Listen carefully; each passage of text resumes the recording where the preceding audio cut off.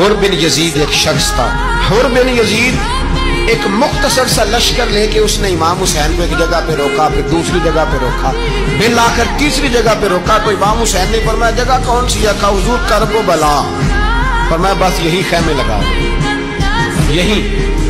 حضرت سیدہ زینب نے پوچھا امام حسین سے کہ سارے زمانے نے روکا ہے، ٹھیک ہے آپ حق پہ ہیں، یہ بھی سب نے کہا ہے آپ حق پہ ہیں، پر روکا بھی سب نے، آپ روکے کیوں نہیں؟ ابن کثیر اور ابن اسیر لکھتے ہیں امام حسین رو پڑے، کہنے لگے بہن میں رک جاتا پر میں نے رات کو نانا مصطفیٰ کو خواب میں دیکھا. تو حضور نے فرمایا حسین اگر آج یہ رواج پڑ گیا نا یزید جیسے لوگوں کا تو قیامت تک پڑا رہے گا. پھر لوگ کہیں گے کوئی نکلا نہیں تھا تو ہمیں بھی نکلنا. پھر لوگ ظالموں کے سامنے گردنیں جھکانے کے عادی ہو جائیں. میں کہتا رہتا ہوں، کہہ رہا ہوں، کربلا کی جنگ کفر اسلام کی جنگ نہیں، کفر اسلام کی جنگ نہیں کربلا کی. کیونکہ یزید تو بڑا پکا نمازی تھا، خطبہ دیتا تھا. وہ تو جب امام حسین رضی اللہ تعالیٰ عنہ نے کربلا کے میدان میں جمعے کا دن تھا تو یزید کے سامنے کو بات کرنی شروع کی عمر بن سعد کے سامنے. تو عمر بن سعد کہنے لگا حسین زیادہ باتیں نہ کر، ہمارا جمعہ لیٹ ہو رہا ہے، جنگ کے لیے تیار ہو، فٹافٹ آ. اہل بیت نبوت کو قتل کریں گے اور قتل کے بعد پھر نماز پڑھیں گے اور پھر کہیں گے اللہم صلی علی محمد وعلی آل محمد، اسی نماز میں پھر درود بھی پڑھیں گے. یہ کیسا مرتبہ ہے، کیسا انداز ہے، دوستی قاتل سے بھی مقتول سے یارانہ بھی. امام حسین نے حر بن یزید امام حسین سے کہنے لگا مجھے حکم ہے آپ کو روکنے کا، آپ آگے نہیں جا سکتے. امام صاحب نے فرمایا وجہ؟ زمین اللہ کی ہے. اس نے کہا آپ بیعت نہیں کر رہے، یزید کی حالات آپ کے حق میں درست نہیں ہیں، آپ نہیں جائیں گے. امام روک گئے. ظہر کی نماز کا وقت ہوا تو حضرت علی اکبر امام حسین کے بڑے صاحبزادے انہوں نے اذان ظہر پڑھی تو حر بن یزید کے لشکر نے امام حسین کے پیچھے نماز ادا کی. کہا بھئی تم مقابلے میں آئے ہو، نماز پیچھے پڑھتے ہو؟ کہا حضور مقابلہ تو تلواروں سے کر رہے ہیں پر ہمارا دل تو مانتا ہے نا کہ مصطفیٰ کا نواسہ بڑی شان والا ہے. حر بن یزید نے 3 نمازیں لشکر سمیت امام حسین کے پیچھے پڑھی ہیں، 3 نمازیں، ظہر اثر اور مغرب. پھر امام حسین کے سامنے شرائط پیش کی کہ آپ کو یہاں گھیر لیا گیا ہے، یہاں آپ بیعت کریں گے، یہاں جنگ کریں گے، 2 ہی باتیں. امام حسین نے فرمایا نہیں بھائی بیعت تو میں نہیں کرتا، اس کے علاوہ تم جو کہتے ہو میں کرنے کو تیار ہوں. اس نے خط لکھا، عبید اللہ ابن زیاد کو ایک بندہ دوڑایا پیچھے کوفے، چند میل پہ کوفہ تھا. کہا وہ نہیں مان رہے، کیا کرنا ہے؟ تو حسین ابن علی ہے، میں زیادہ دیر انہیں روک بھی نہیں سکتا.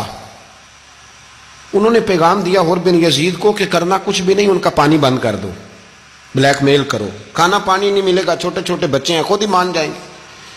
حضرت امام علی مقام کے بارے میں حر کے پاس جب یہ پیغام آیا تو حر کہنے لگا میری طبیعت نہیں مانتی حسین پر پانی بند کروں، دل نہیں مانتا. جب یہ لفظ کہے نا دوبارہ تو پھر عبید اللہ ابن زیاد نے عمر بن سعد کو 10,000 آدمی دے کے بھیجا. کہا حر بن یزید لچک دکھا رہا ہے حسین کے حق میں. 3 دن تک پانی بند رہا. 9 محرم کو عمر بن سعد نے اور لوگ بلائے. شمر ایک بڑا سخت آدمی تھا، سنگ دل بدبخت، جس نے حضرت علی اصغر کے گلے پر تیر مارا تھا، وہ اور لشکر لے کے آیا. رات کو کہنے لگا امام حسین رضی اللہ تعالیٰ عنہ سے کہ بس بڑا ہو گیا، یہ 9-10 محرم کی درمیانی رات یہاں آپ جنگ کریں گے یا آپ بیعت کریں گے، 2 ہی باتیں. امام حسین اندر گئے، سیدہ زینب سے مشورہ کیا، باہر آئے، فرمایا بات وہی ہے جو پہلے دن والی ہے. امام حسین رضی اللہ تعالیٰ عنہ نے فرمایا بھئی بیعت تو میں نہیں کرتا، باقی جو تمہارا پروگرام ہے. شمر اور ابن سعد کہنے لگے پھر جنگ کے لیے تیار ہو جائیں. کیا انداز ہے امام حسین کا. فرمانے لگے کل جنگ کروں گا، مجھے پتا تو ہے جنگ کا نتیجہ کیا نکلنا ہے، 1 رات مجھے دے دو تاکہ میں کھل کے اپنے رب کی عبادت تو کر لوں. حسین نے جانا ہے، مجھے پتا ہے کل رزلٹ 72 اور 22,000 کا کیا 1 رات مجھے دو، میں مالک سے راز نیاز تو کروں.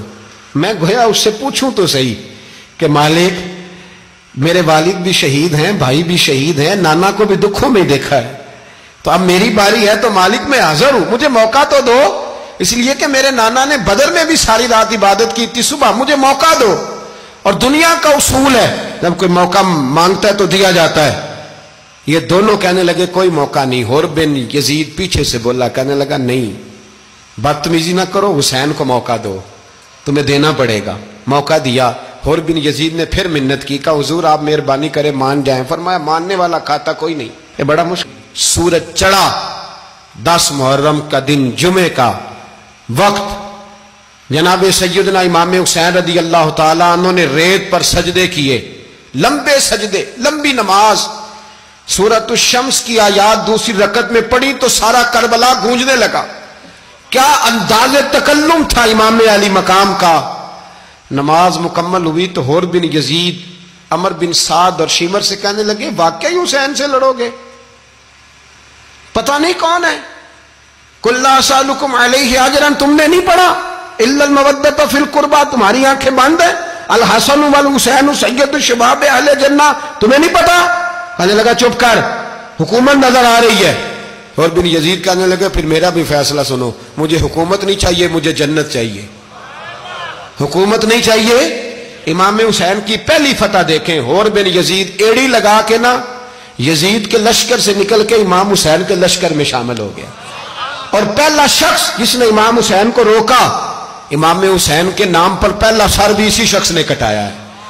لیکن یزید کی قبر پہ لعنت بھی کوئی نہیں برساتا, اس کا محل تھا بہت بڑا. لیکن جب لوگ کربلا میں امام حسین کو سلام کرنے جاتے ہیں تو قدموں میں حر بن یزید کا مزار بھی بنا ہوا ہے, اس کو بھی سلامی دی جاتی ہے. اور اب ہم اکیلا حر بن یزید نہیں کہتے, ہم کہتے ہیں حر بن یزید رضی اللہ تعالیٰ. اب ہم اتنی تعظیم کرتے ہیں اس حر کی